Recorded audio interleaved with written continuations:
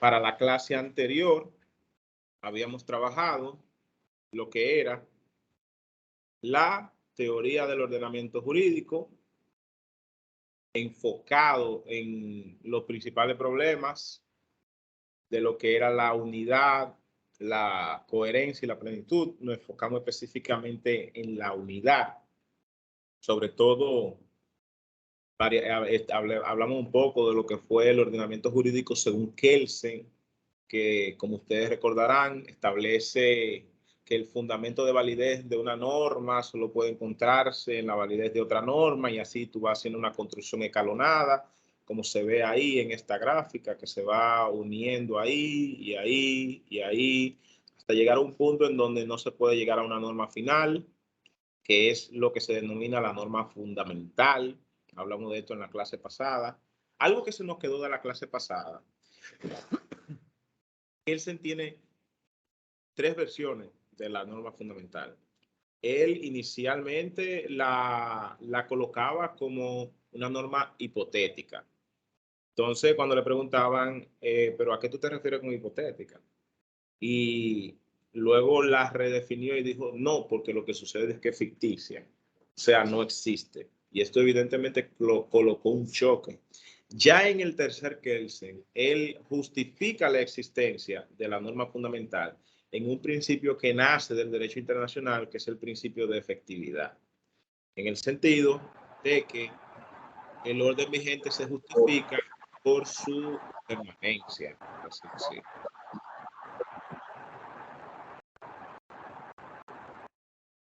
Bien, entonces, de ahí hablamos un poco de lo que fue Hart, y creo que ustedes recuerdan bien esto de la diferencia entre reglas primarias y reglas secundarias, en donde él establece que el fundamento de la unidad del ordenamiento jurídico no está en una norma hipotética, sino en lo que él llama una norma de reconocimiento, que es un presupuesto empírico más que un presupuesto lógico trascendental. Y dentro de ese carácter complejo del derecho, no solamente encontramos normas primarias de conducta o reglas primarias, sino además reglas secundarias, que son las reglas de reconocimiento, las reglas de cambio y las reglas de adjudicación. Entonces, para el día de hoy vamos a trabajar en un primer orden con lo que tiene que ver con las antinomias. Luego, lo que es la teoría de la interpretación. Luego vamos a abordar lo que es las lagunas, es decir, la laguna normativa y la laguna axiológica. Y vamos a cerrar con los modelos de función judicial, explorando el esquema principalista de Dworkin, porque vamos a explorar todos los modelos anteriores que hemos ido viendo en toda la clase, que son el modelo silogístico, el modelo realista, el modelo positivista que admite discrecionalidad y el principalista. O sea, para hoy tenemos un buen menú. Entonces, vamos a iniciar primero con las antinomias. Quisiera, con participaciones cortas y puntuales, que me puedan decir qué es una antinomia. Levantando manos en el chat. ¿Qué es una antinomia? Cuando escuchan la palabra antinomia, ¿a qué se refieren? Vamos a escuchar a Marino Belén. Adelante, Marino, dígame, ¿qué es una antinomia? Muy buenas noches, profesor. Bueno, una antinomia es cuando existe una colección de normas. O sea, cuando hay dos normas que chocan en un ordenamiento jurídico. Cuando una de las normas prescribe, o sea, un castigo, sin embargo, otra te exime del castigo. O una norma te prescribe un castigo, sin embargo, otra norma te la condiciona en ciertos puntos. Muy bien. Entonces, vamos a escuchar a Isaura Gatró, que tenía la mano levantada. Adelante, Isaura. Saludos a todas. A todos, perdón. Yo la bajé, pero realmente es lo que explicaba el compañero Marino Belén, que son aquellas normas que presentan conflictos entre sí, ya sea porque una prohíbe y otra permita, porque hay hay 6 tipos realmente de esquemas los cuales establecen los conflictos entre las reglas. No lo puedo mencionar todos porque no lo recuerdo con exactitud, pero sí un ejemplo de uno de ellos es que una permita y la otra prohíba. De igual manera, no recuerdo bien exactamente, pero sí, profesor, por ahí va. Muy bien. Vamos a escuchar a José Rivera. Adelante, José Rivera. Gracias, maestro. Siguiendo la línea, pues, como estaba manifestando Marino, la antinomia no es más que el choque de dos normas o de dos preceptos jurídicos que colapsionan o coinciden con ciertos preceptos, uno en detrimento del otro, en pocas palabras. Muy bien. Vamos a escuchar a Ezequiel Cuevas. Adelante, Ezequiel.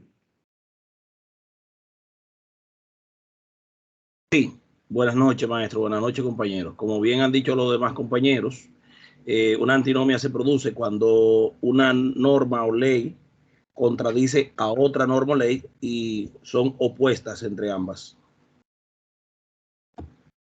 Muy bien. Y finalmente, para cerrar en este punto, a Ezequiel Cueva. Adelante, Ezequiel.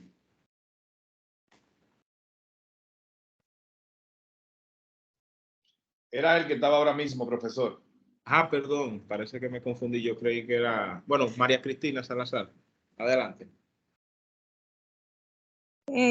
Como decía el compañero, una antinomia es la contradicción real entre dos principios o leyes o entre dos pasajes de una misma ley.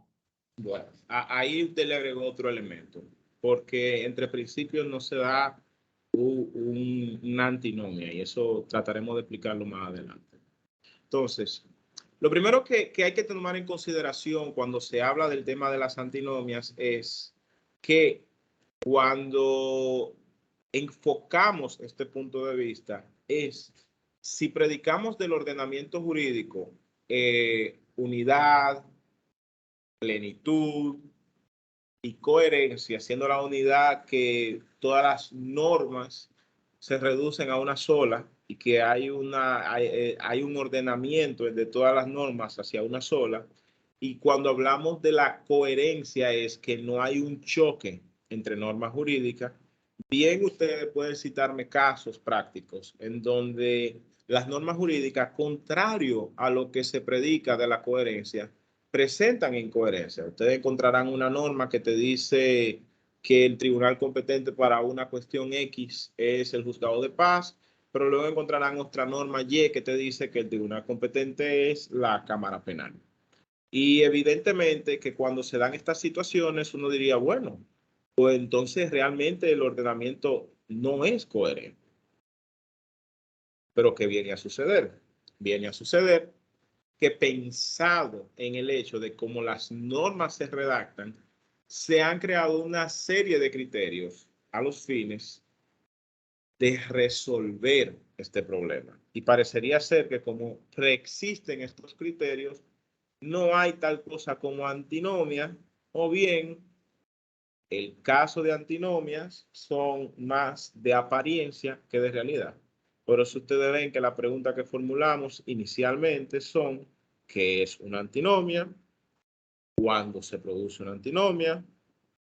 ¿Cuáles son los criterios de solución frente a un caso de antinomias? ¿Y cuándo una antinomia es aparente y cuándo estamos frente a un caso de antinomia real? Francisco Agripino tiene la palabra. Tiene el micrófono apagado, Francisco.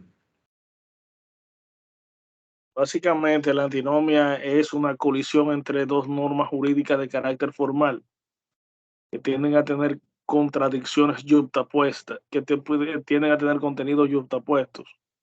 De hecho, el diccionario de la Real Academia Española, la Asociación de Academias de Lengua Española y el diccionario prehispánico lo define como la contradicción real o aparente entre dos principios o leyes o entre dos pasajes de la misma ley. Esa es la opinión que tiene el diccionario jurídico panhispánico. Pero en cuanto a lo que es el aspecto del derecho constitucional, también se refiere a una situación jurídica que es totalmente contraria en cuanto a las disposiciones que tienen que ver con la Constitución.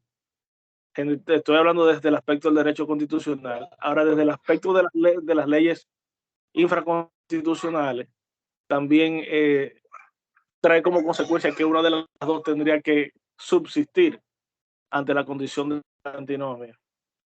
Muy buen aporte, excelente aporte, Francisco. ¿Y sabe por qué es un excelente aporte? Primero, porque le ha dado la definición textual de lo que es una antinomia. Segundo, ha clasificado el tema de antinomia aparente, antinomia real. Y tercero, le ha dado un matiz constitucional. El matiz constitucional puede ser tratado desde dos vertientes. En una vertiente se puede trabajar en forma de antinomia, en otra vertiente no. Pero eso lo vamos a explicar más adelante. O sea, vemos un choque para que exista una antinomia, como bien han indicado ustedes. Ustedes han visto, por ejemplo, que tienen una norma y tienen una norma que tiene carácter, tiene contenido y tiene condición de aplicación. O sea, tiene que tener el mismo contenido, la misma condición de aplicación, pero tiene que haber un choque con los caracteres. Es decir, una misma norma que te diga a ti prohibido fumar en espacios cerrados y otra que te diga se permite fumar en espacios cerrados. Evidentemente que te está hablando del mismo contenido, la conducta de fumar, te está hablando de la misma condición de aplicación que sería el espacio cerrado, pero está variándote el carácter y te lo pone a chocar. ¿Por qué? Porque por un lado te lo prohíbe y por otro lado te lo permite. Y estas son situaciones contradictorias. En un esquema, por ejemplo, mucho más práctico, no sé si ustedes alguna vez han tenido la oportunidad de litigar en juzgado de paz antes del 2010. Los juzgados de paz antes del 2010, como tenían una naturaleza sencilla, en muchos de ellos no se utilizaba todo y birrete. O sea, el juez y la misma parte tenían la posibilidad de subir con saco, corbata, hasta con camisa blanca y corbata, sin tener que ponerse todo y birrete. Señores, me encantaba hacerlo así en el juzgado de Padre Factor cuando era juez de Padre Factor. Pero de un momento a otro, a alguien se le ocurrió en una sala con aire acondicionado estatuir o fijar una situación para los sitios donde no tienen ni siquiera energía eléctrica, porque el Factor tenía un problema de que ni la energía eléctrica llegaba. Y era la necesidad de que los juzgados de paz, los jueces estén bien representados y por ende también se pongan tondo y birrete. Entonces, ahí se ponía en contra, se hablaba de un choque que existía entre las disposiciones relativas a la ley 821 del uso de la investidura en todos los tribunales versus el carácter, digamos, especial que tenían los tribunales, los juzgados de paz, de que como eran asuntos sencillos, no se requería tanta investidura. El mismo argumento se puede utilizar incluso para niños y adolescentes. Ustedes que han ido a postular, los que han ido a postular niños y adolescentes se dan cuenta que los jueces no usan toga, los abogados no usan toga, pero por la naturaleza especial que tiene esa jurisdicción. Entonces, evidentemente que en algunos de estos casos ustedes se preguntarán, ¿y aquí hay una antinomia? Por lo general van a decir que sí, porque van a haber un choque en principio, pero luego dirán no, porque tiene una solución sencilla. Entonces, vamos a ir viendo los criterios de solución de antinomia. Entonces, una antinomia es soluble cuando la solución de la incompatibilidad puede ser resuelta por uno de los criterios de solución admitidos. Entonces, cuando tienen este carácter de solubles, se consideran antinomias aparentes, como las refirió Francisco Agripino en su definición. Pero por otro lado, tenemos lo que son las antinomias insolubles, y en estas, el intérprete, en palabras de Bobbio, queda abandonado a sí mismo, ya sea por la ausencia de un criterio o por un conflicto entre los criterios dados. A estas son a las que se le denomina antinomias reales. Entonces, vamos a ver estos criterios ustedes todos lo conocen porque esto es básico del estudio del derecho. Hay un criterio que dice lex superior, derogat inferior. Ese es conocido por ustedes como el criterio de jerarquía. Lo que narraba Francisco Agripino es exactamente la solución, digamos, superficial en gran parte de los problemas constitucionales. ¿Por qué es la solución superficial? Porque sencillamente tenemos que decir, la Constitución dice X, la ley dice Y. La Constitución es mayor que la ley, por vía de consecuencia, la Constitución subsiste, la ley muere. Ese es el criterio de jerarquía. Déjame incluso anotárselo, es muy fácil. Constitución dice X, ley dice Y. Constitución mayor que ley, ergo, Constitución sobrevive, ley muere.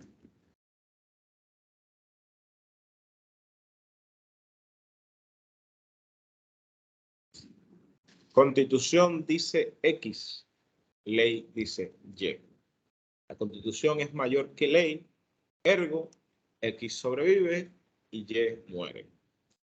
Un tema muy importante en cuanto a este aspecto. Cuando hablamos de solución jerárquica de antinomias, tenemos que referir que estamos frente a una regla pura y no a un principio. No sé si ustedes se recuerdan cuando estuvieron trabajando el material de la distinción entre reglas y principios.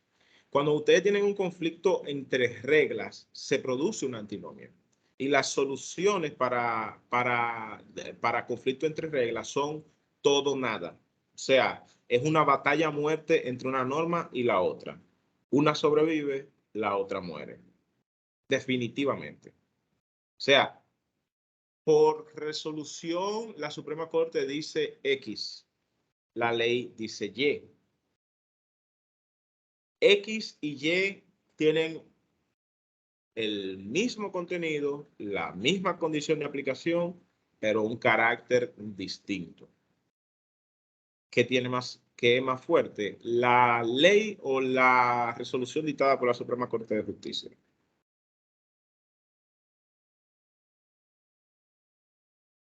Adelante, Marino. Yo diría la ley Muy como bien. fuente primaria. Muy bien. Entonces, Marino, si la ley tiene más fuerza que la resolución, la ley dice X y la resolución dice Y, ¿qué debe pasar con lo que dice la resolución y qué debe pasar con lo que dice la ley?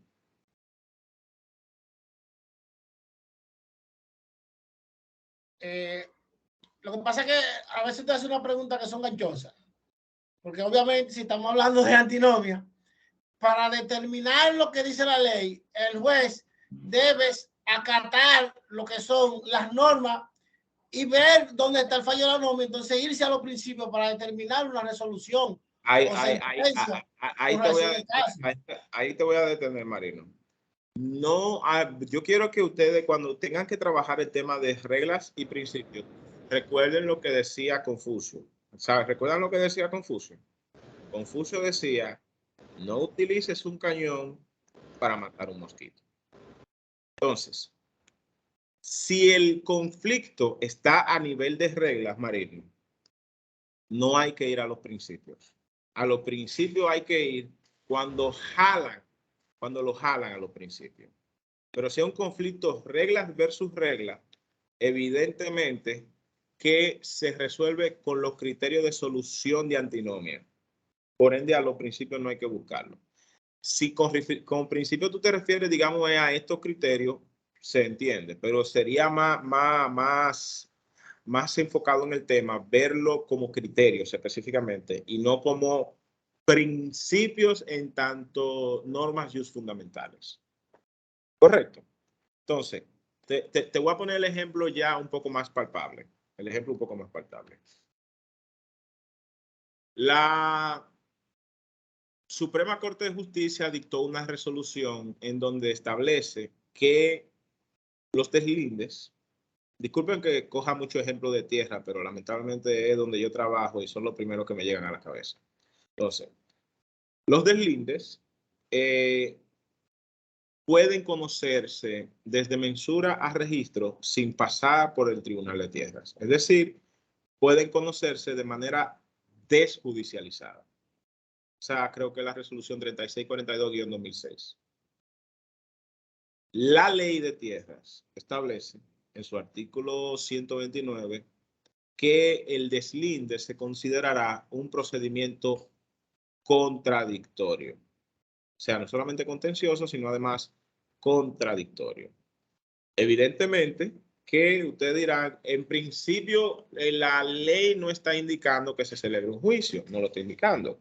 Pero cuando la ley refiere a la celebración de un proceso contradictorio, ¿qué interpretación posible se le puede dar a la ley que no sea con la celebración de un juicio, con la celebración de un proceso judicial? Y se colige entonces que si la resolución dictada abre la brecha para una versión desjudicializada del deslinde, que vamos a confesar, a todos nosotros nos conviene. A ustedes les conviene porque no tienen que estar bregando con tribunal. A mí me conviene porque me descargo de una fuerte carga de trabajo. Pero la realidad analítica del derecho nos dice otra cosa. Si se llega a judicializar un problema de un conflicto entre esa resolución y la ley, ¿quién termina ganando, Marino?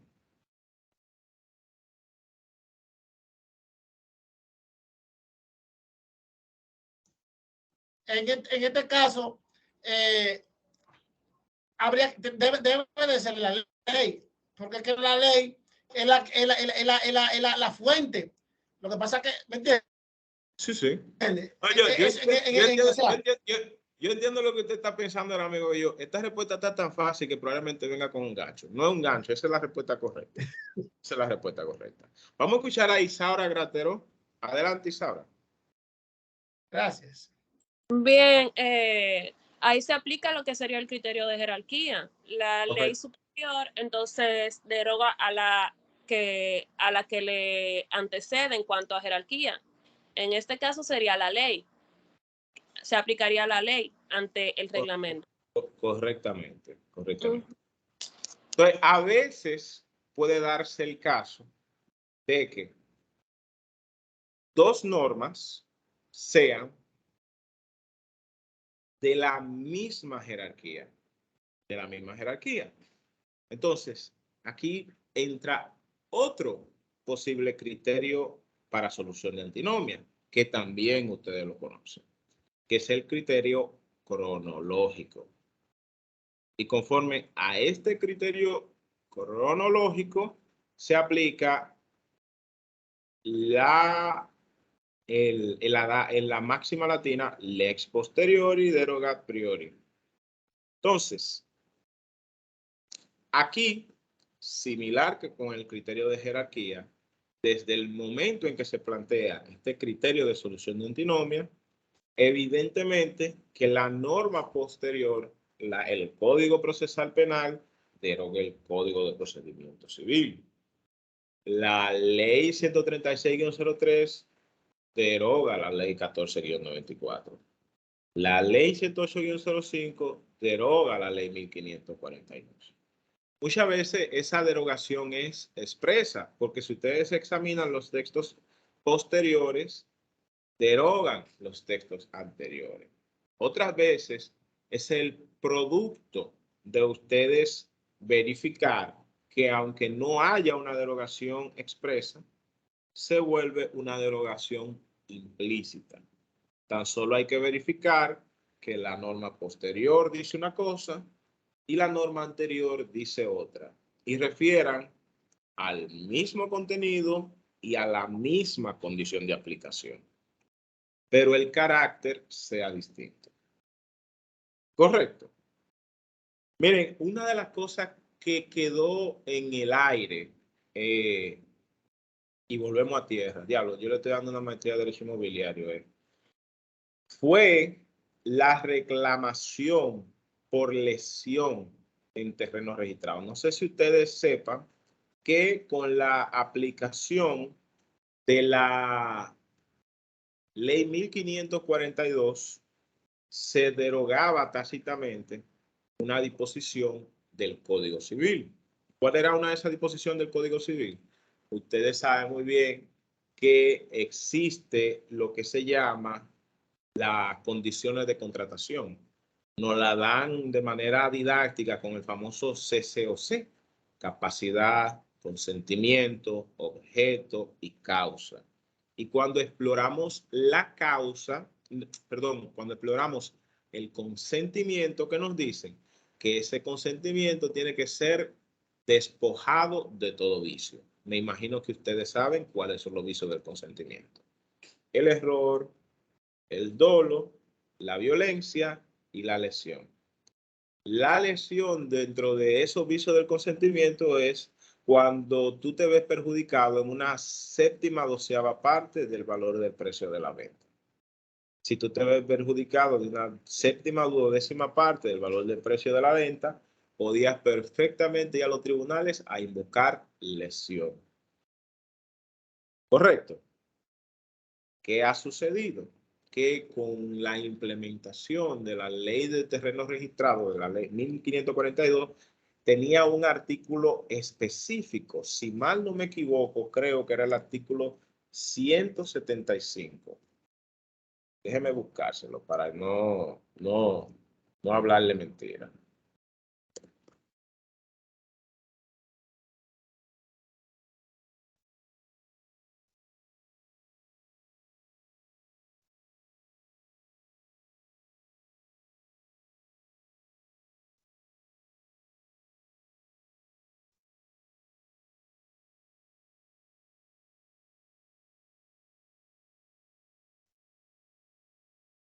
Ya habla. Por suerte que la memoria es mejor que otra cosa. No dice lesión, pero lo refiere igualito.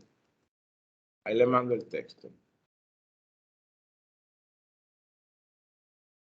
El artículo 175 de la ley 1542 de registro de tierra, que establece, como ustedes pueden leer ahí, que no podrá adquirirse por prescripción o posesión detentatoria ningún derecho o interés que hubiera sido registrado de acuerdo con las prescripciones de esta ley, ni aplicarán a la venta de terrenos registrados las disposiciones de los artículos 1674 al 1685 que disponen la rescisión de la venta que sea perjudicado el vendedor de más de las 7/12 partes del verdadero valor del terreno. Es decir, si el vendedor por desconocimiento vendía el terreno a precio de vaca muerta, podía invocar la nulidad del acto por lesión.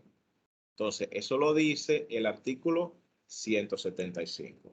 ¿Esto es o no es una derogación de lo que establecen las disposiciones del artículo 1675, aunque sea a título parcial? ¿Cómo lo ven? Entonces, tenemos un código civil que reconocía la lesión como acción en rescisión de la venta. Tenemos la ley 1542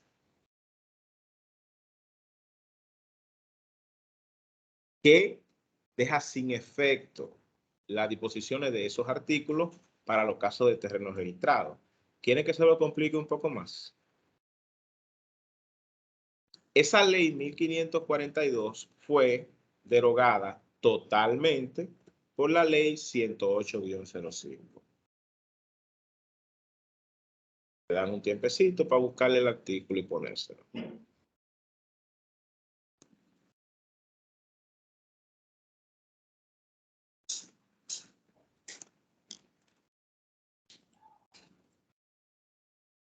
Que en su artículo 123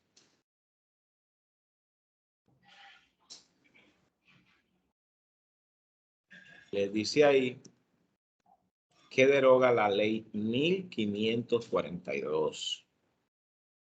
Deroga la ley 1542 sobre el registro de tierra, que derogaba el artículo relativo a la lesión sobre terrenos registrados. Ahora, yo me permito a ustedes preguntarle, si la lesión contemplada en el artículo 1175 y siguiente fue derogada por la ley 1542, pero a su vez dicha ley fue derogada por la ley 108-05, Actualmente, ¿se puede demandar en justicia por lesión sobre terreno registrado?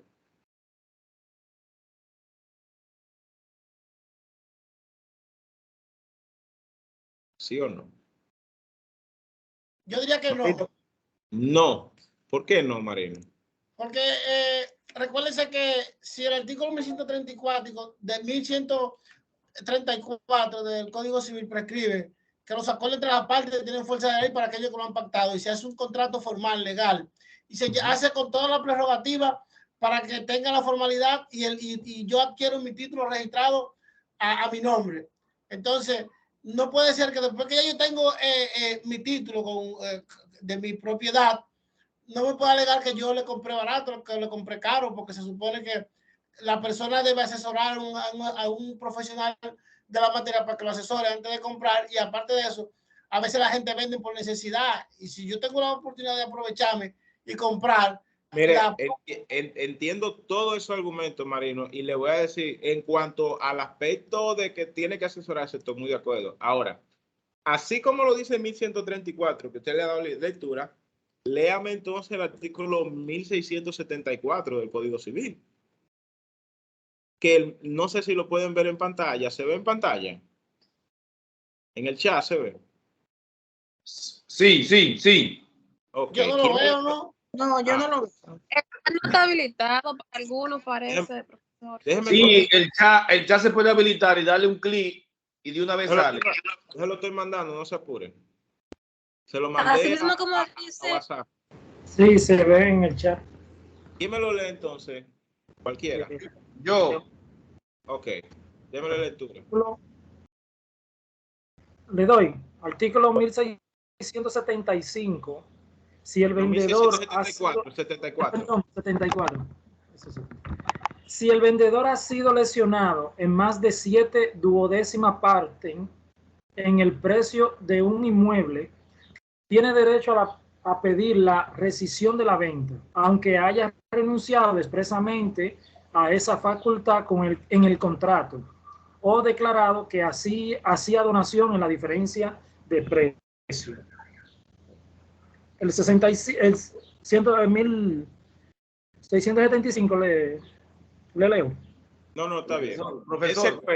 Dese cuenta que el Código Civil habilitaba, previo a la implementación de la ley 1542, la posibilidad de reclamar en lesión, cuando, a pesar de que lo que dice Marino es correcto, en términos racionales, si usted va a vender, averigüe cuánto vale su cosa, entonces usted ponerse de loco a venderla, pero le habilitaba. Pero entonces, con la implementación de la ley 1542, se dijo, no vamos a aplicar esos artículos. No admiten esta aplicación. Pero con la ley 108-05, se deroga esa ley 1542. Lo que significa que se deroga el artículo del Código Civil. Entonces yo le pregunto, ¿permanece entonces vigente las disposiciones del Código Civil o hay que darla por derogada por igual? Dígame, Carlos Felipe. Tenía exactamente la mano levantada para decir que, respetando la opinión del distinguido Marino Belén, me atrevo a jugármela y decir entonces que se aplica el Código Civil. Para mí, personalmente, aquí rápidamente, un análisis rápido, si la 108 no vino a regular esa parte. Espérese, José Luis. Ya, siga, continúe ahora. Si la ley 108 no vino y reguló esa parte y la dejó en el aire, pues entonces, y agarró y hizo de tabla rasa, ¡pa! Y derogó la ley 1542, entonces debe de aplicarse el Código Civil en esos artículos que había derogado esa ley. Eso entiendo yo. Muy bien. Réplica, Marino. Doctor, lo que pasa es que el Código Civil ahí, cuando se habla de inmuebles, no habla de terreno registrado. Cuando se habla de terreno registrado, ahí las situaciones cambian. Porque no es lo mismo comprar un terreno que no tenga título, como se hacía anteriormente de buena fe, que a eso es lo que se refiere el código, a un terreno registrado. Cuando tú adquieres un terreno registrado, adquieres un derecho real sobre la cosa, sobre el inmueble. Entonces, un derecho real está contemplado tanto en la Constitución, en el artículo 50, derecho a la propiedad, y también por la ley 105. O sea que hay una garantía de derechos, porque el Código Civil dice muchas cosas, porque si el Código Civil te dice que si nosotros hacemos un acuerdo tiene fuerza de ley, más adelante te dice que aunque nosotros hagamos el acuerdo de la renuncia, no se vale. Entonces, ¿qué te está diciendo el Código? Marino se agarró de la ratio ley y de la ley 1542. Realmente es un debate interesante. Contrarréplica. Entonces, Carlos Felipe. Sí, pero brevemente, profesor. Tenemos que enfocarnos en que está derogado, y él no se enfocó en eso, de que está derogada la situación. Y además está hablando de la venta. Si bien es cierto, no dice, vamos a suponer, derechos registrados, pero está hablando de la venta, y eso es una venta. Y como ya no está vigente, porque aquí lo que estudiamos fue la vigencia de la norma y cómo rige la norma, y ya hubo una norma que me la derogó, y eso no está regido en la 108-05, ya me habilitó de nueva vez el Código Civil. Bueno, le puedo decir, señores, para la paz de ambos, que ese no ha sido un tema pacífico, ni siquiera entre los jueces de que componen la jurisdicción inmobiliaria. ¿Y por qué le digo que ese no ha sido un tema pacífico entre los jueces que componen la jurisdicción inmobiliaria? Porque a la fecha hay dos tesis. Una tesis, por ejemplo, creo que el magistrado Monción la plantea en su libro, y es que con la desaparición con la derogación de la ley 1542, se derogó implícitamente lo que establece, se derogó la no vigencia de las disposiciones sobre lesión y por ende quedan vigentes. Pero por otro lado, una tesis, que es la que yo sostengo, pero no necesariamente eso la hace correcta. Repito, no necesariamente eso la hace correcta. Y es que como las antinomias, como hoy le digo, es una guerra a muerte, donde dos normas se enfrentan, una norma sobrevive y la otra norma muere. El enfrentamiento que ya hubo entre las disposiciones de la ley 1670, del Código Civil y de la ley 1542, ya se dio cayendo el Código Civil. Lo ideal para rescatar esas disposiciones no valía solamente la derogación total de la ley 1542, sino que en algunas de las disposiciones la rescate positivamente la posibilidad de accionar en lesión. ¿Me explico? Profesor, okay. No solamente era que me llamó la atención mucho, porque usted dice, es una guerra a muerte. Claro. Entonces tendría usted que buscarme en la ley, en la coherencia del sistema jurídico nuestro, donde diga, después que una ley es derogada por otra, aunque esa otra sea derogada, entonces ya la que derogó esa que fue derogada, seguirán derogadas. Cuando usted me busque eso, yo me acuerdo, yo estaría de acuerdo. No, pero tome en consideración la misma lógica de la norma. Tómalo como si fuera una especie de sucesión. O sea, tú derogaste un anterior, por ejemplo, en la ley 1542 derogó la ordenanza 511, que era la ordenanza que regía el sistema Torres en República Dominicana desde 1920. Pero aunque esa norma fue la que vino a derogar la ordenanza 512 y a su vez fue derogada, los efectos de derogación ya quedaron atrás en el tiempo. Lo que pasa es que uno quizá lo ve con más peso cuando uno dice, bueno, es que esas son las disposiciones del Código Civil. Correcto. Son las disposiciones del Código Civil. Y eso también lo vamos a explorar porque el ejemplo sirve para el criterio de especialidad, que es quizá lo que enfoca Marino. Pero no se confundan. Si estamos ante un conflicto de antinomia, se supone que para que la coherencia del ordenamiento se preserve, una debe morir y la otra debe sobrevivir. No pueden ni sobrevivir ambas, ni perecer ambas, porque se le tiene que dar una respuesta jurídica definitiva al problema. Perfecto. O sea, fuera, digamos, de lo que ha sido una pifia legislativa al no referir expresamente con esto, la lógica con la que tenemos que interpretarlo es que como la lesión sobre terrenos registrados se encontraba derogada por la disposición de la ley 1542, había que rescatarlas positivamente en la ley 108 y 105 para que se permanezcan vigentes. Porque imagínese usted que en una versión posterior a este Código Penal despenalicen el aborto. ¿Correcto? Entonces, el aborto queda despenalizado como crimen en el Código Penal por efecto de la ley 657-2022. Bien, pero entonces se derogue todo el Código Penal conjuntamente con la ley 657 por un nuevo código. Ya ahí es importante tomar en consideración que para que el aborto permanezca como un delito, no basta con la derogación a la derogación de la ley 657, sino la instauración positiva de ese aborto como prohibición. ¿Se ve? O sea, el ejemplo es más palpable en lo penal, porque en lo penal nos regimos por el principio de legalidad de la pena. Si esto estuviéramos analizándolo en torno a un delito, el debate estuviera más que cerrado. Pero evidentemente que como una norma del orden privado, un poquito más fuerte. Lo que queremos establecerle, señores, es que el criterio cronológico tiene que verlo también desde el campo de la vigencia, que las normas tienen una vigencia temporal y espacial.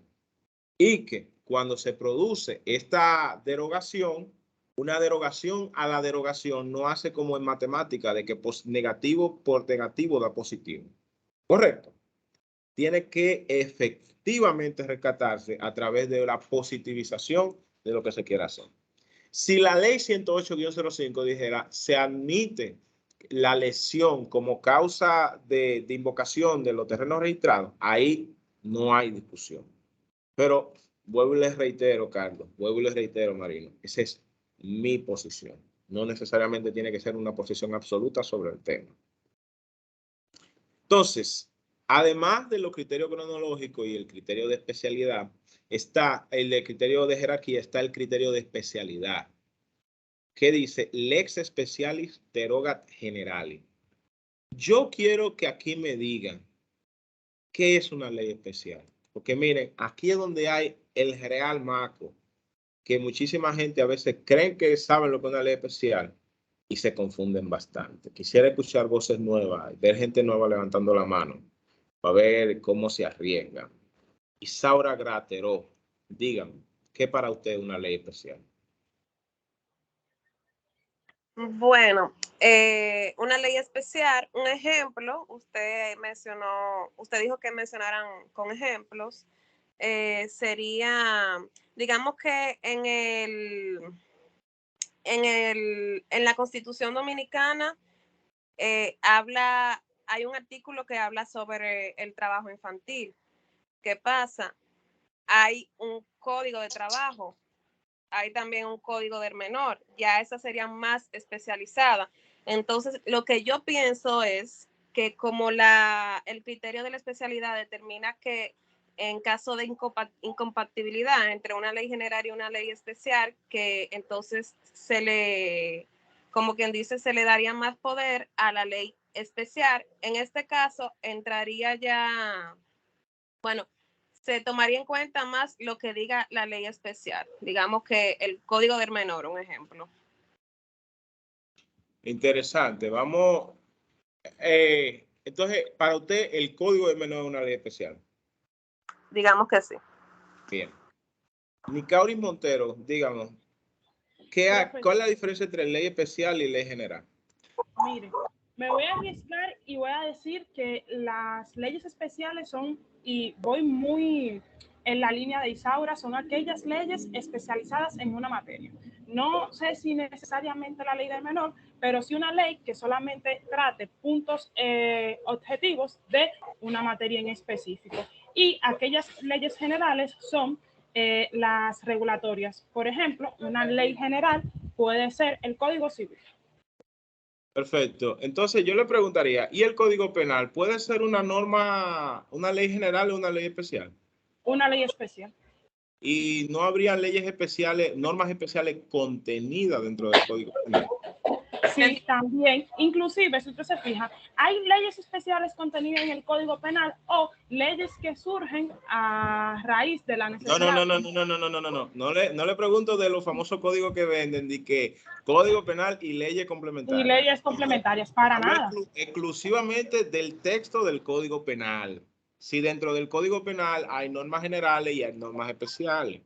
Sí, dentro del Código Penal hay normas generales y hay normas especiales. Bueno, vamos entonces a seguir escuchando. Vámonos con Ángela María Herrera. Adelante, Ángela. Gracias, profesor. Como han establecido, la ley especial es aquella que rige una materia en específico. Yo diría que sería, por ejemplo, la ley 631-2016, que es la de tenencia y porte de armas. Esa para mí sería una ley especial. Perdón. Perfecto. Una pregunta. ¿Y el artículo 295 es una norma general? Claro que sí, profesor, obviamente.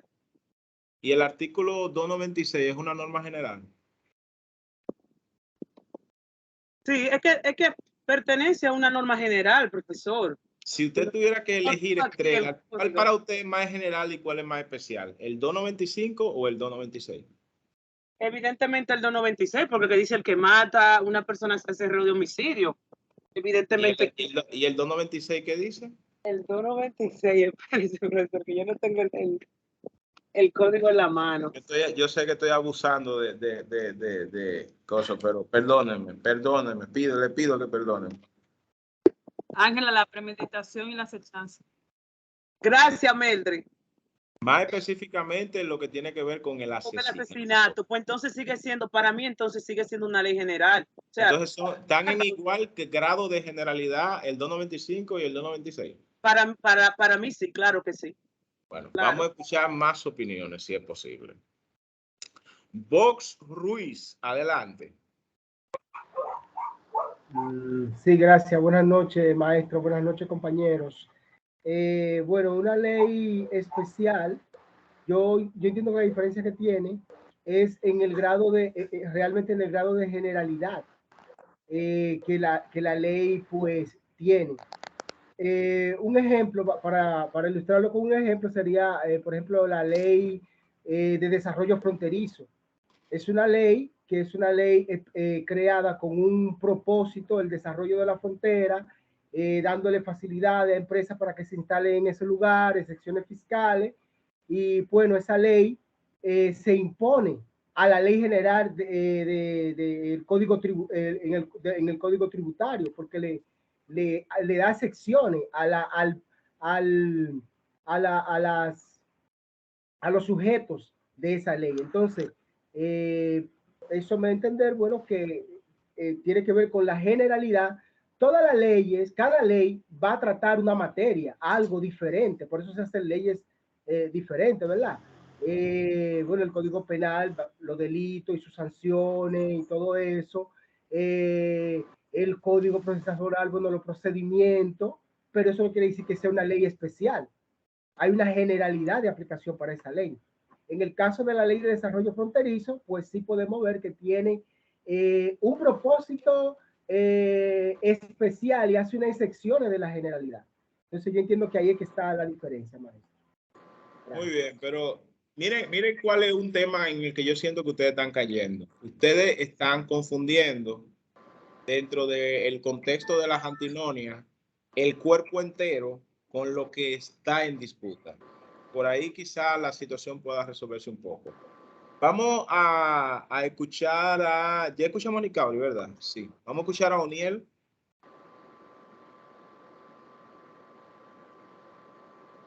Adelante, Oniel.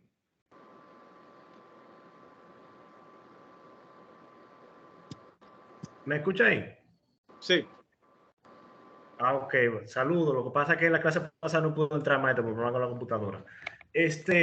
Con respecto a las leyes especiales, tengo entendido que son aquellas que por la naturaleza de lo que rigen requieren incluso de una categorización especializada o incluso una aprobación distinta. Por ejemplo, en la Constitución le llaman leyes o leyes orgánicas, porque la Constitución hace dos distinciones entre leyes ordinarias y leyes orgánicas.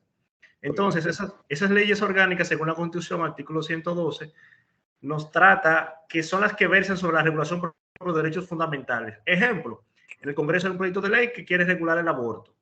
¿Cómo va a versar sobre el derecho a la vida? Hay una regulación especializada fuera del nuevo Código Penal y requiere incluso, hay un debate si requiere las 2/3 partes, si es mayoría simple, pero como regula un derecho fundamental, entonces entra la categoría de ley especial. Usted decía, por ejemplo, el homicidio y el asesinato. Para mí son leyes especiales porque regulan un derecho fundamental, el derecho a la libertad, dentro de una conducta. Es decir, si te cometes una conducta. Vamos a ir despejando dudas para que se entienda. Yo le estoy mandando ahí el texto del libro de Apuntes de Teoría del Derecho de Prieto Sanchís para que hagamos una especie de lectura dirigida y con ella tratar de despejar algunas dudas. Prieto Sanchís dice que ya se ha dicho que el criterio de especialidad, más que una técnica para resolver antinomias, constituye un modo de prevenirla. Miren la definición. Norma especial es aquella que presenta un ámbito de aplicación incluido en un ámbito más amplio, que es el de la norma general, ofreciendo, sin embargo, una consecuencia jurídica diferente. En otras palabras, para ustedes distinguir entre una norma especial y una norma general dentro del campo de la teoría general del derecho, o sea, cuando ustedes quieran identificar una antinomia y que se esté produciendo entre normas especiales y normas generales, la situación es sencilla. Para que ustedes hagan, es una relación entre los... Tiene que... Disculpe, espera un minuto. Francisco, hay un tema... Ok, ya.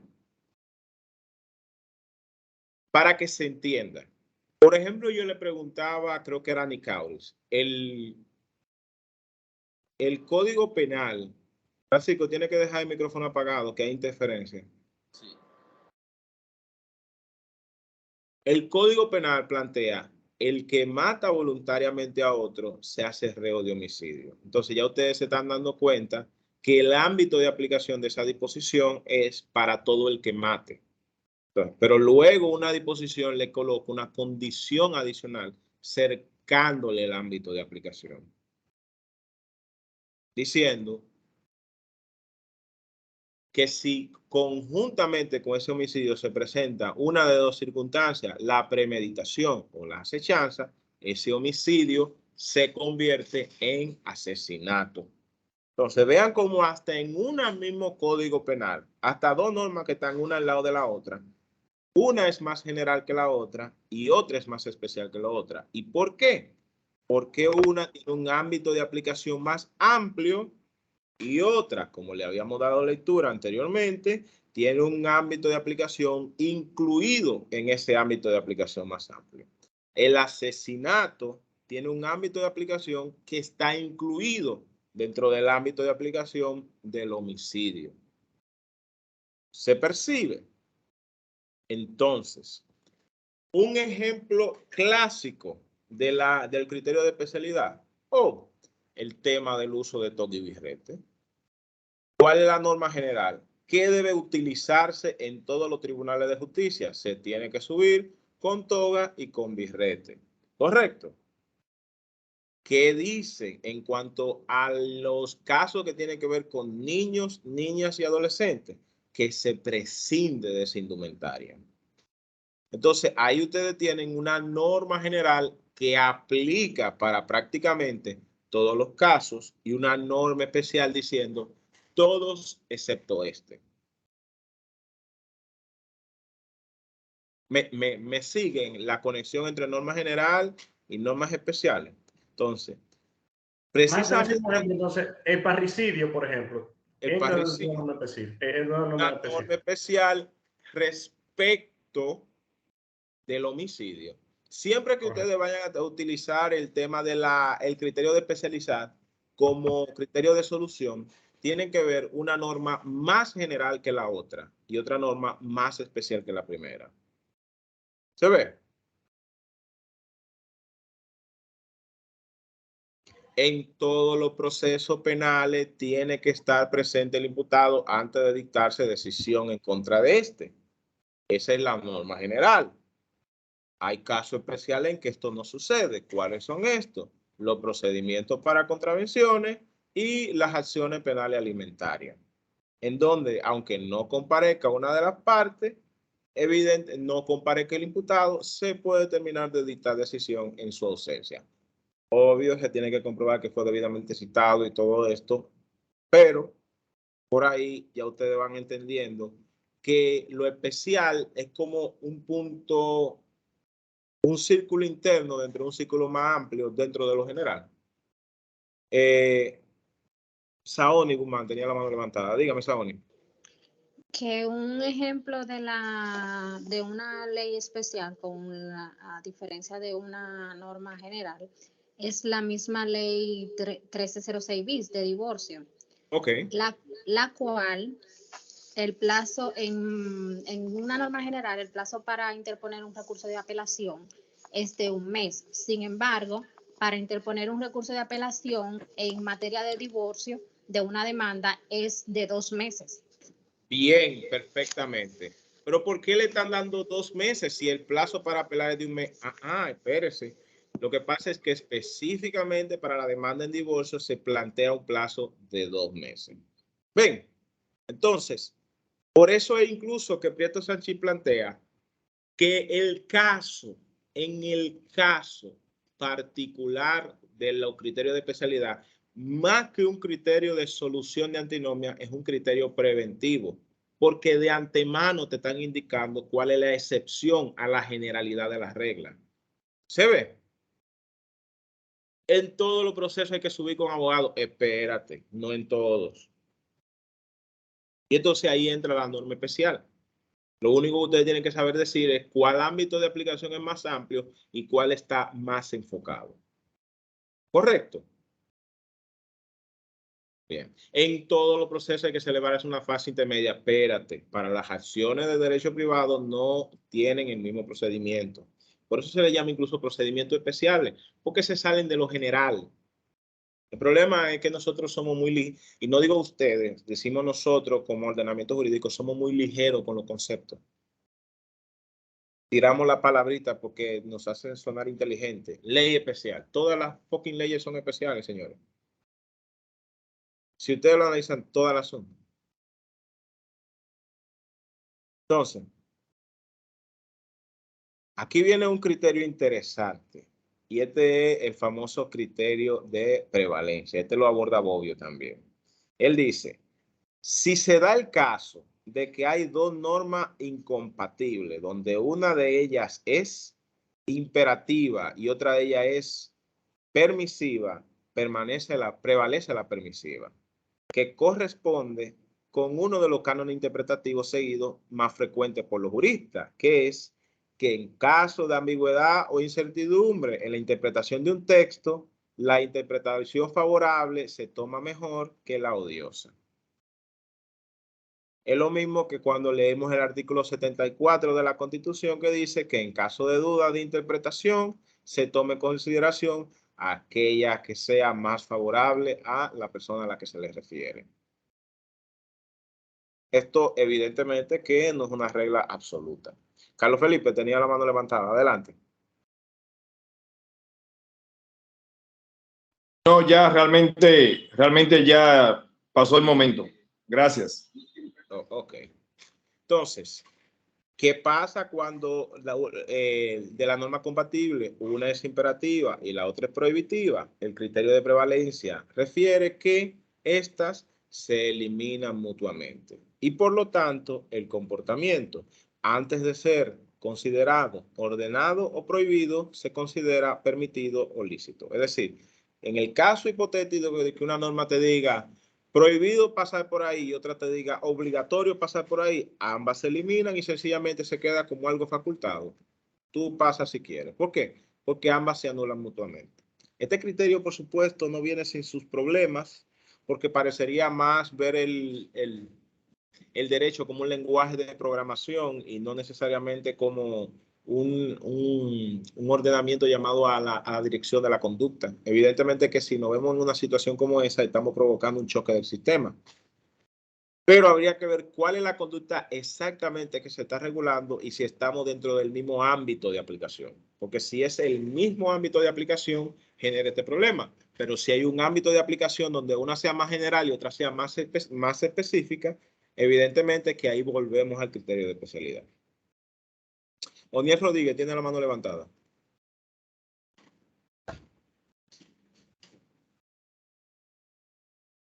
Bien, entonces, lo anterior, todo esto que ustedes vieron aquí, son soluciones,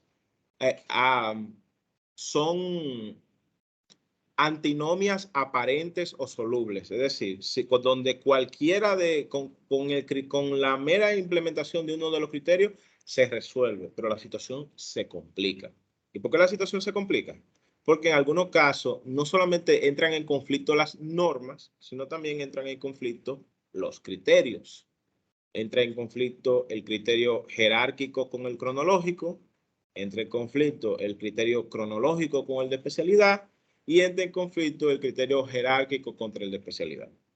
Entonces, para esas situaciones se ha planteado que cuando hay un choque entre el criterio jerárquico y el criterio cronológico, ¿cuál de los dos debe prevalecer? Adelante. Ángela tiene la mano levantada. Dígame, Ángela. Profesor, antes de responder esa pregunta, me surge una duda. No sé si responderle y posterior a establecerle la duda. ¿Cómo te lo deseo? Profesor, mire, con relación a lo de la especialidad que usted estableció y leyendo lo de Prieto Sanchis, me surge una duda. Si la ley 631-2016 es especial, y por ejemplo, ¿Cuál ley específicamente? La 631-2016, la ley por tenencia de armas. Ok. Que habla de no me recuerdo el artículo que habla sobre los 40 años. Y en la parte final establece como ley especial que deroga la general. Y por ejemplo, en el Código Penal habla como de 30 años, para ver si yo conceptualicé entonces bien, porque ahora me surgió la duda en base a la definición que usted dio de Prieto Sanchis. Ahí entraría, que no sé, yo no sé si entraría lo relativo a la antinomia, porque no veo una justapuesta, una contraposición entre esas dos normas. No lo hay. Hay todo un tabú jurídico respecto al tema de los 30 años, porque toda nuestra vida nos han enseñado que la pena máxima de todos los crímenes y delitos en República Dominicana son 30 años. Lo que pasa es que tampoco existe una norma prohibitiva para el legislador de imponer una norma superior a los 30 años. Hemos asumido que existe, pero no existe. Yo pregunto, ¿en alguna parte del ordenamiento jurídico se le prohíbe al legislador poner una pena superior a los 30 años? La respuesta es no.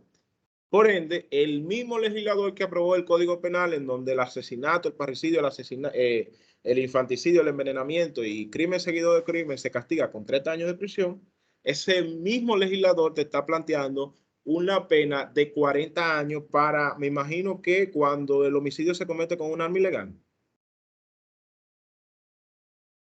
Nicabri. Sí. Independientemente de las apreciaciones morales que uno pueda tener, apreciaciones valorativas en el sentido de que no es coherente esta frente a las demás normas, desde un canon específicamente legal, ahí ni siquiera hay una antinomia aparente. Evidentemente que no hay una disposición contraria a que ellos impongan específicamente para ese crimen una pena de 40 años. Distinto fuese el caso en que haya una prohibición legislativa. En el caso de que haya una prohibición legislativa, también se soluciona con el criterio cronológico y también se soluciona con el criterio de especialidad. Ahora, el problema vendría a ser si la prohibición emana de una disposición supralegal, porque si emanase, o sea, si existiese esa disposición, una disposición que diga, se le prohíbe al legislador imponer penas superiores de 30 años dentro del texto legislativo. Suponiendo que eso lo diga no la ley, sino la Constitución, o un tratado internacional que versa sobre los derechos humanos sobre el cual haya sido signatario República Dominicana, evidentemente que tú tienes ahí una norma jerárquica que impide el escenario de que una ley como la que tú mencionas ponga 40 años, pero ese escenario no existe. ¿Tú ves? Pero vamos entonces, a ver, evidentemente tú ibas a responder que entre el jerárquico y el cronológico, el que prevalece es el jerárquico. Por más leyes posteriores que tú hagas a la Constitución, si la Constitución no es objeto de variación, el texto constitucional prevalece. Por más resoluciones que tú diste posterior a la ley, si el texto de la ley prevalece, la resolución tiene que sucumbir ante la ley. Si hay un choque entre el criterio cronológico y el de especialidad, ojo, prevalece el de especialidad. Pero ¿cómo prevalece el de especialidad? Siempre y cuando que lo que se dicte posteriormente no tenga un campo de regulación específica respecto a lo que se define en la norma especial. ¿Por qué? Porque en ese caso ustedes no tienen un choque entre criterio cronológico y criterio especial. Ustedes tienen un choque entre norma anterior y norma posterior, en cuyo caso prevalece el criterio cronológico. ¿Se ve? Es como, por ejemplo, que venga una norma posterior a la ley 821 y diga que a partir de ahora se van a tener que poner togas azules y no togas negras. Entonces, esa disposición posterior afecta lo que dice la ley 136-03 para subir en los tribunales de niños y niñas que no se ponen toga. Depende. Depende de si esa ley refiere específicamente al caso de niño y niña o si lo deja como una fórmula genérica para todos los tribunales. En cuyo caso, si es una forma genérica, prevalece la disposición especial que dice que para subir a tribunales de niños y niñas no se requiere usar toga. Entonces, aquí viene lo bueno. Criterio jerárquico versus criterio de especialidad. Aquí, ¿cuál prevalece? Sepan ustedes que esta es una de las grandes discusiones doctrinales de la teoría general del derecho. Juana Darix acaba, tiene la palabra. Estaba esperando justamente que se llegara a esta parte, porque según lo que yo leí, no existe como un cuarto criterio, una solución cuando chocan estos dos criterios, o no encontramos, sino que queda como a la interpretación del juez o de quien esté interpretando las normas que están colapsando, que son incompatibles. Sin embargo, cuando estaba leyendo a Bobbio, él también sugiere que, o dice que teóricamente hablando, debería prevalecer el jerárquico, pero él usa un término. Porque es un tema que me chocó, porque él dice, y, o sea, en principio yo estoy de acuerdo, porque si es una norma especial, un ejemplo, con la Constitución, podemos decir que la Constitución está por encima de una norma especial. Sin embargo, me tocó un poco usar la palabra principio, porque digo que si se reconoce que una ley especial puede prevalecer contra una norma jerárquica, entonces sería como permitir que este esté por encima de los principios constitucionales. Y entonces voy en principio con lo que usted establece de las normas, que no existe antinomia entre principios, sino simplemente entre reglas. Entonces, si son reglas constitucionales, a mí me queda clara, pero cuando vi la palabra principio, como que ahí me chocó un poco, porque no entendí bien el texto, o por qué él habla de principios constitucionales cuando existe esta... Se está cortando un poco, es posible que sea por el tema de la cámara, porque a veces cuando la conexión está floja, es bueno apagar la cámara para que se conserve el audio. Me escucha mejor.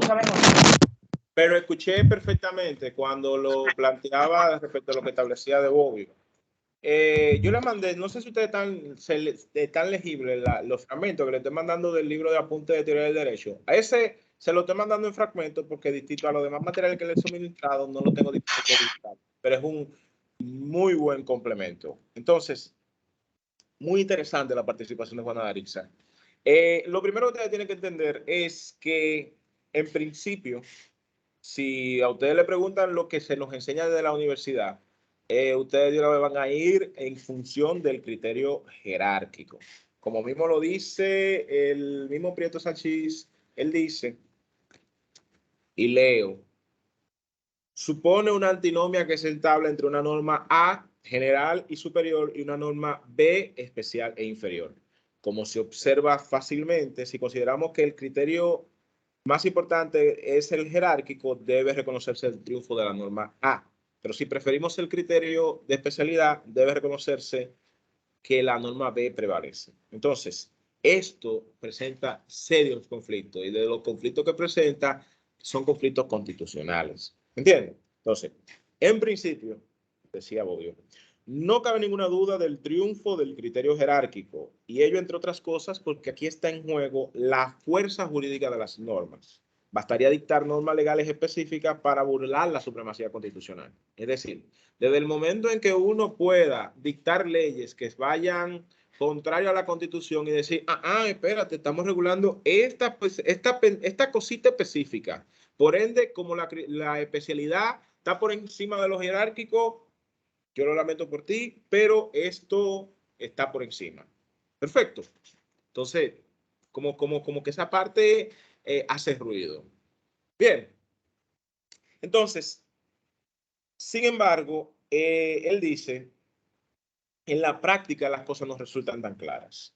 El criterio de especialidad tiene una especial forma de operar que permite reformular el ámbito de las respectivas normas, mostrando que lo que parece una antinomia realmente no lo es.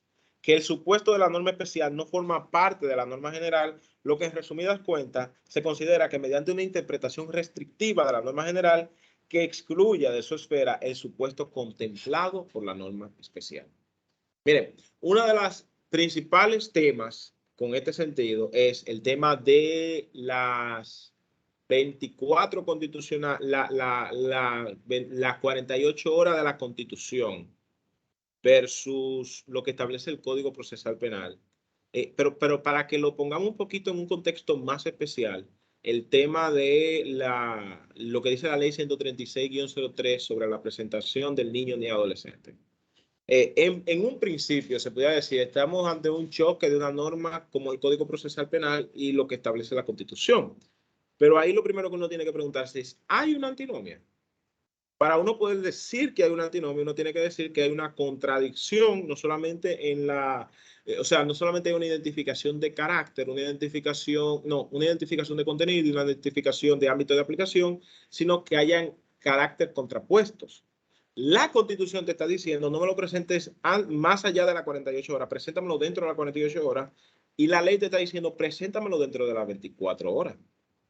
¿Correcto? Entonces, evidentemente que si lo vemos como un vector, como un intervalo, no hay ningún choque. Si lo vemos como un número específico, como que te lo traigan a las 36 horas, veremos un choque. ¿Correcto? Entonces, en un caso como ese, yo me atrevería a decir, que una interpretación racional de ambas normas favorece la especialidad. ¿Y por qué favorece la especialidad? Porque es una especialidad que no colinda con lo que establece la Constitución en términos superiores en su artículo 40.5. ¿Por qué? Porque presentándomelo antes de las 24 horas, tú me lo estás presentando antes de las 48 horas. Vox, tenía la mano levantada, dígame.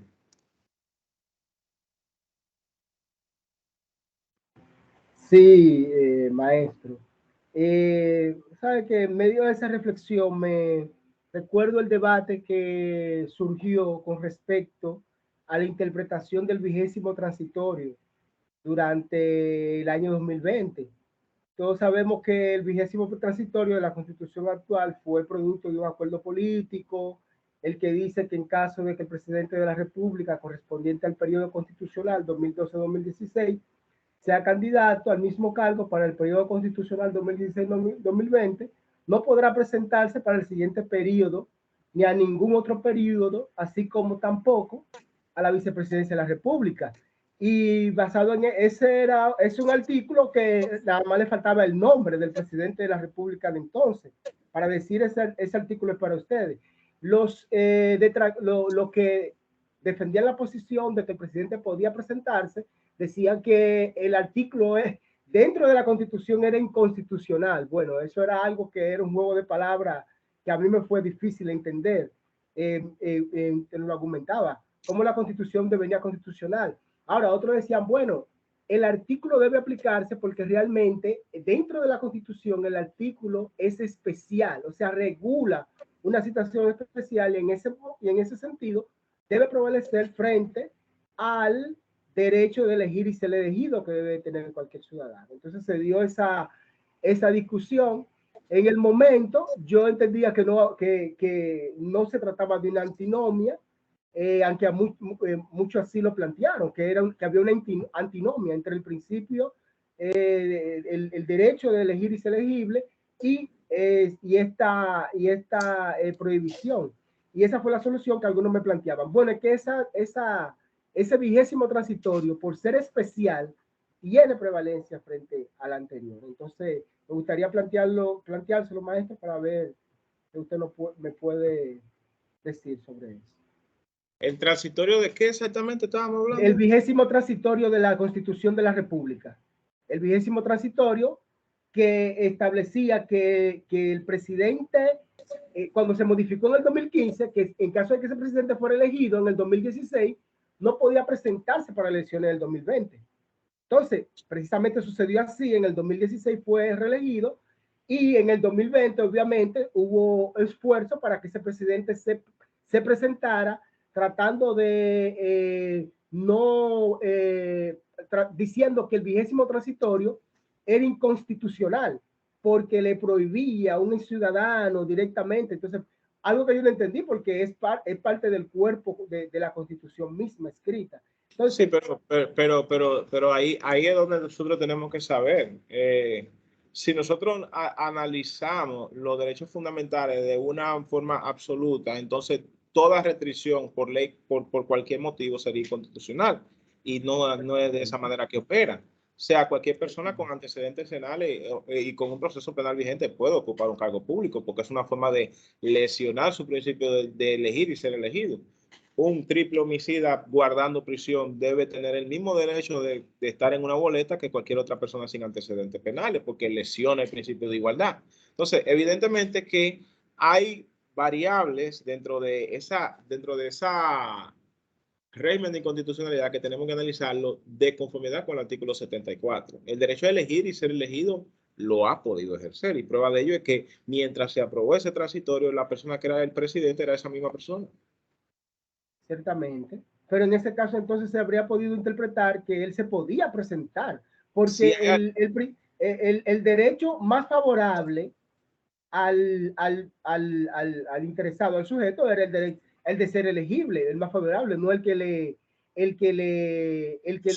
prohibía hacerlo. Cuando hubiese duda de su interpretación, que la norma claramente lo prohibía.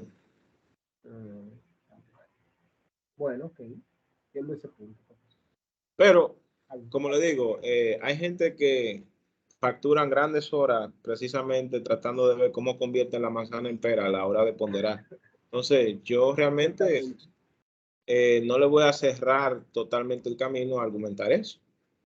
Pero personalmente lo encuentro que si nos agarramos de ahí, cualquier cosa es, o sea, cualquier reclamo, por infundado que sea, ustedes le van a encontrar un bajadero constitucional siempre.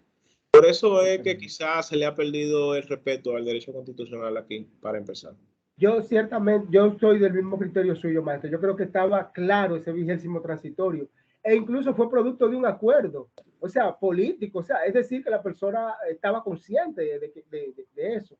Pero aparte de ese aspecto, en el texto constitucional, una interpretación sistemática de la Constitución, pues obviamente le impidía presentarse. Bien. Señores, vamos a dar un breve receso, porque vamos a hacer 2 recesos en esta clase. Vamos a dar un breve receso para trabajar la teoría de la interpretación jurídica, y luego vamos a dar otro receso un poco más amplio para luego trabajar los modelos de función judicial, porque hoy, como le decíamos, es una clase en 3 partidas. Volvemos a las 7:40. ¿Alguna